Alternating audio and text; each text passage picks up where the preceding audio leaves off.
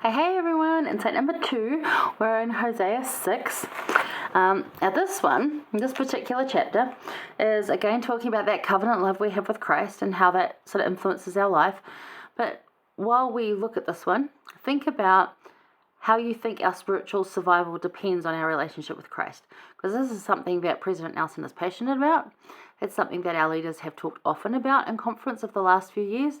It's something that has been importantly talked about, I mean like as in the future, like do this now to prepare for the future, for a very long time, including in Hosea and many other scriptures. Hosea talks about it, but Hosea does in a way that sounds so President Nelson. So let's have a look. In verse 1, he said, "Come, let us return to the Lord. He will bind us up."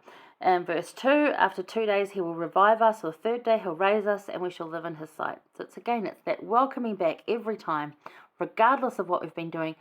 Come back, we'll revive you, we'll bind up your wounds, we'll help you. And then 3, thou shalt we know if we follow on to know the Lord, his going forth is prepared as the morning, and he shall come unto us as the rain, as the latter and former rain unto the earth.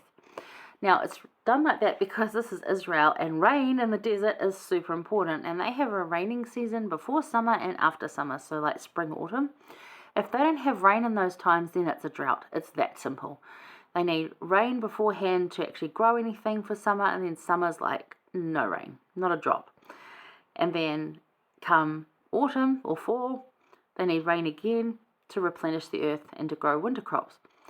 So if they don't have that, there's drought and they're going without. Now, you remember in times there's been drought for years over there, and it still happens to this day where they go years with no rain. So they need that rain. So it's put in here to teach us that spiritual survival depends on rain. Like, we might not get it all the time, but when we do get it, we need to embrace it and soak it in. And it's like Christ will send that nourishing rain.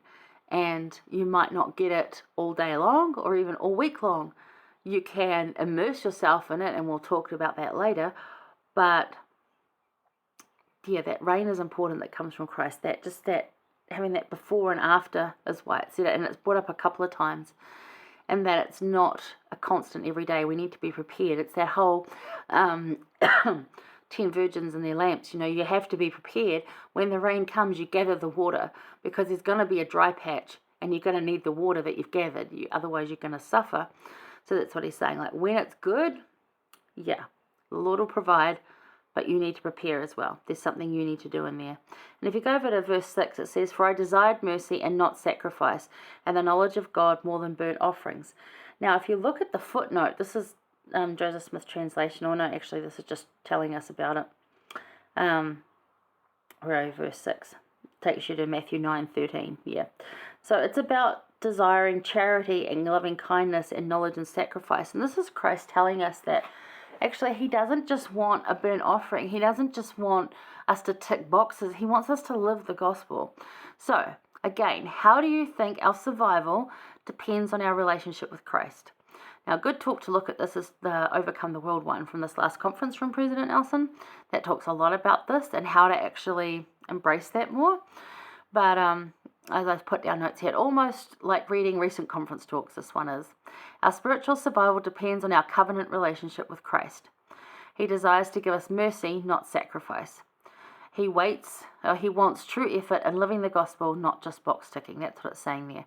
So it's like then they were going out and they were doing the burnt offering thing and going, yep, tick, done. It would be like us today going, yep, we've gone ministering. Yes, I've gone to church. Yes, I've gone to the temple. But not actually immersing yourself in it, not actually getting the value of what you're doing, just doing it to say you can done it. Oh yeah, I've done that, yep, cool. But not actually feeling it, taking it in, embracing it, or any of that. Just literally, crossing it off a list. So he doesn't really want that. He wants to give us mercy, not just sacrifice of our time, right? So lose your appearance of doing things routine, because I find that a lot. There's this whole, we have to be this way. So lose that appearance routine and truly embrace Christ.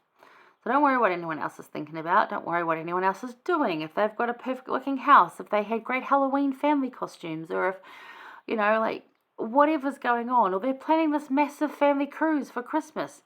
You do what works for you and your family. And don't worry about the appearance of things. Do the honest, good things that Christ wants you to do to build that relationship with Christ.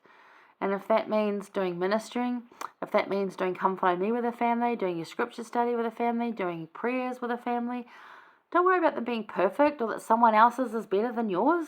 Just do your best with your family and you, really. So it's truly embracing Christ and knowledge of who he is and his character. That is the difference. That's how our spiritual survival depends on that relationship with Christ. If we're going to survive this really hard time, between the rain, because Christ has been once and he's going to come again, and we might get little droplets here and there, and we get amazing things like, just like recently I've said the New Zealand temple here was rededicated, the Hamilton one. We've had conference, that's like a good bit in the middle there, and we get those. But in between times, it can be quite dry and arid and hard.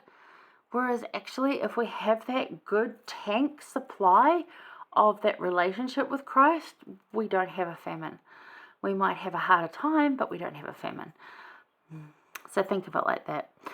President Oakes, he said spiritual food is necessary for spiritual survival. So it's that daily taking of that little bit of water from Christ, that living water. You can't drink a whole lot on a Sunday and have it last the whole week, right? Like water-wise. Or you can't decide that in the morning you're going to drink your 2 liters of water and that'll do you for the day. No. Water is supposed to be taken during the day, enough to keep you hydrated.